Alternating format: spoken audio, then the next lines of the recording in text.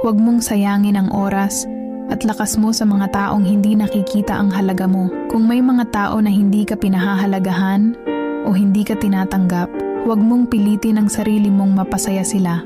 Ang buhay ay masyadong maikli para mangarap na magustuhan ka ng lahat. Sa halip, ituon ang pansin mo sa mga taong may malasakit sa'yo at kayang magbigay ng tunay na pagmamahal at suporta.